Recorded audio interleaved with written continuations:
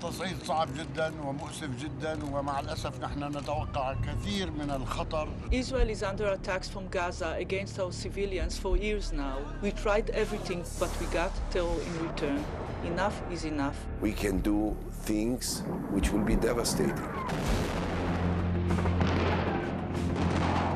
يوم المحرقة وهذا هو يوم المجزرة. The operation in Gaza intends to change the situation in the south part of our country. اليوم مطلوب أن نتكاتف معا في انتفاضتنا القادمة. Unfortunately, there are those who cannot accept the idea of living in peace in this region. لقد أعددنا لكم أيها الصهاينة المعتدون من المقاتلين في كل شارع. Any terror organization that chooses to booby-trap his own people. What the Israeli side is saying is nothing but lies. This is a very, very tragic situation. It is unprecedented in its scale, unprecedented in its futility. We are entering now the final act of this campaign. All this must stop.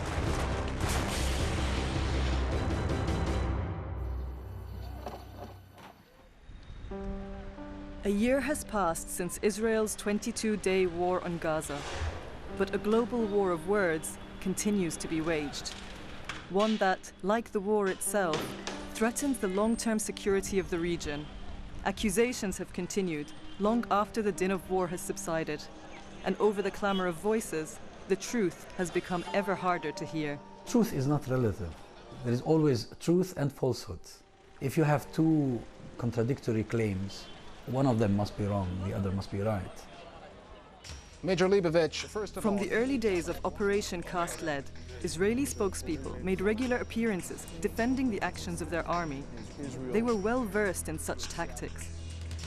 The Israelis have always had the upper hand in the war of propaganda because they have the resources. They have a very powerful Zionist lobby around the world that is well involved in the international media, etc. Hamas has been lucky on occasions, but it doesn't really have anything that is to be compared. And in the war on Gaza, the Israelis fully exploited this strategic advantage. Fluent in the latest global terminology of war, they repeatedly used emotive, provocative rhetoric. Gaza Strip is being controlled by a terrorist organization. Hamas is a terrorist organization. Any terror organization. This is an ongoing, long battle, war against terror. There is a global war against terrorism. There are terrorists, hence everything can go. And there are a lot of euphemisms. And in international relations, people using all sorts of euphemism. Israel is no different. The idea of collateral damage, the idea of friendly fire, which is not very friendly. 2 days into the war, the Israeli military announced they were launching their own dedicated channel on the video-sharing website YouTube. Hamas intentionally targets civilians. With videos such as this one, the media war zone was extended to the internet and made accessible to a much larger audience. Hamas chose this battlefield. Hamas chose to place its rocket and mortar launchers within the uninvolved civilian population.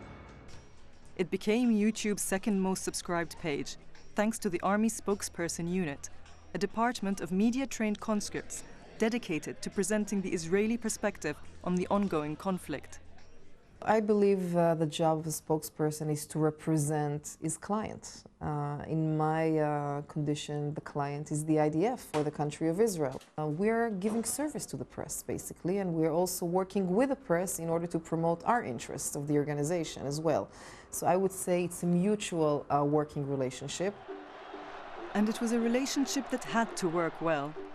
Israel's reputation had suffered a major blow during its 2006 war in Lebanon against a PR-savvy Hezbollah.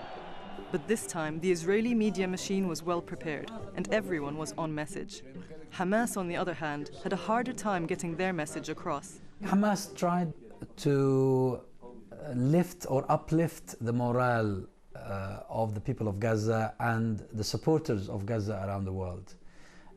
And there was very little it could do about this, apart from talking about ongoing battles, about incurring losses upon the enemy. Their publicity warfare was as unsophisticated as their homemade rockets, making it easier for Israel to gain the early lead in public opinion. Especially when it came to the blame game. I expect the international community, including the entire Arab world, to send a clear message to Hamas. It's your fault, it's your responsibility, you're the one who is being condemned. There had been a truce between the two sides.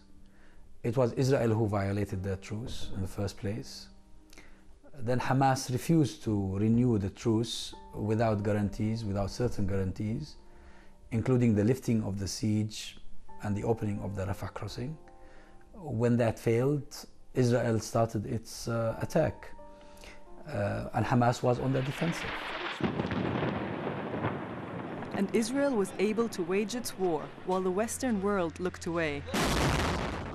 Probably from the Gaza misfortune, it happened at the time during Christmas and the New Year that people had no interest in to temper their Christmas meals with this kind of images, or no one had the interest to go back to Brussels or to New York to discuss it, because there are two precious things to do, like opening Christmas presents and celebrating the New Year. Senator from Illinois and our next president, Barack Obama. But it wasn't just the seasonal festivities that proved advantageous to the Israelis. With George W. Bush in the departure lounge and Barack Obama yet to touch down at the White House, a short 22-day window of opportunity presented itself, enabling the army to continue its war on Gaza with minimal interference. We shouldn't ignore the timing that it transitioned between the Bush administration and the Obama administration. We have a window, as you have during this time in Washington. We don't know how Obama going to react. With Bush we can get away, and he's not interested anyway, because he's out.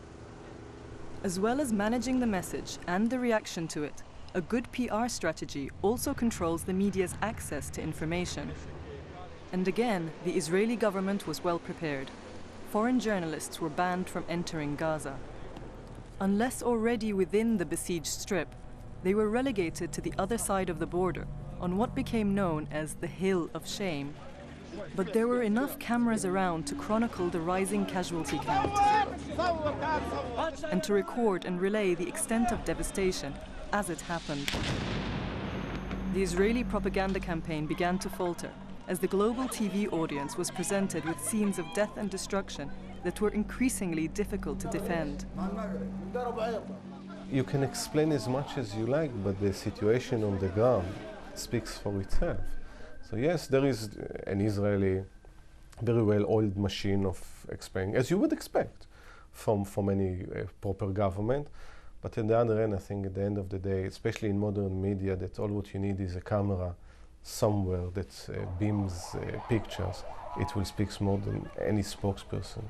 I think the Israelis were using old tactics in a new era, an era for which they hadn't prepared themselves. Had it not been for the fact that they were reporters reporting on the spot, by the minute, even by the second, what was going on in Gaza, probably the Israelis could have gotten away with whatever propaganda they were spreading around the world. But the technology that enabled those reporters to send their images instantly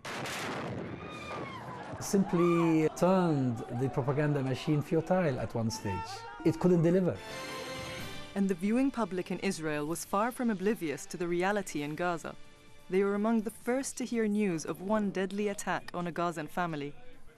Palestinian physician Izzeddin Abu Aish had been reporting for Israeli Channel 10 during the war from inside Gaza. But on the evening of the 16th of January, the story he was telling was his own. He spoke live on air only moments after his house was shelled by the Israeli army, killing 3 of his daughters and his niece.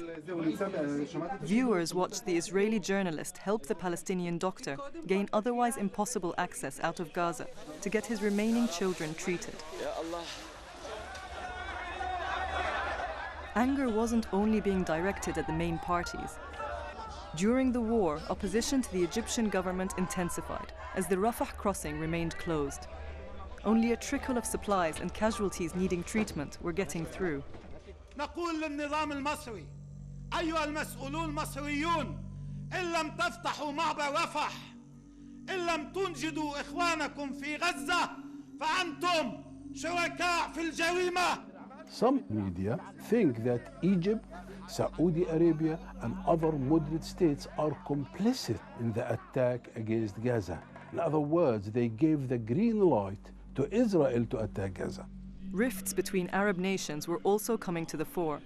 When Qatar hosted an emergency summit on Gaza, representatives of Egypt, Saudi Arabia, and other Arab countries were noticeable by their absence. The Arabs were divided. There was not a single Arab position.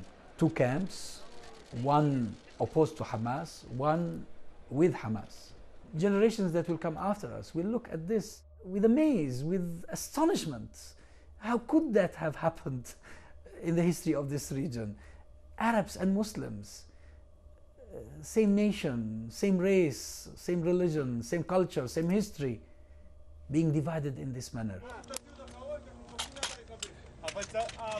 On the 18th of January, a ceasefire was declared.